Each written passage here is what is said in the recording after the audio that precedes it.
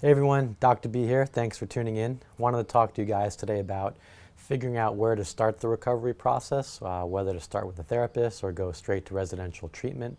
It's different for each person depending on where they're at in their lives as well as their addiction.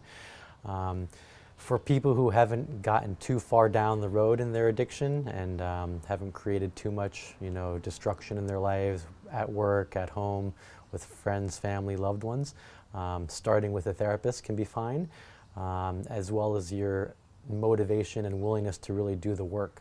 Because seeing a therapist one time a week for an hour is not that much time to help create change in one's life, especially if you're dealing again with something that's been going on for years or decades. So that's also another factor. If you're kind of new into whatever your drug or alcohol of choice is and it hasn't been that long and there hasn't been too much destruction yet, you might want to try starting with a therapist as well as some outside community support, whether it's AA, NA, Smart Recovery, Refuge Recovery. That could work. It all depends really on your level of motivation, willingness, desire to change and do the work.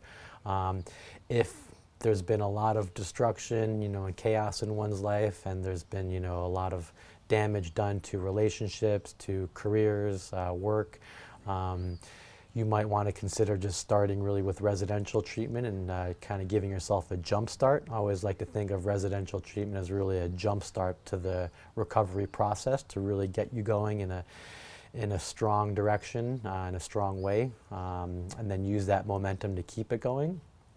Because again, you're going to have, hopefully 30 days, if not more, and depending on which program you go to, a lot of individual therapy each week as well as group therapy and a lot of support to really get you going in that process. So my advice is kind of do an honest, kind of evaluation of where you're at and how much resources and support you need, and, kind of choose accordingly.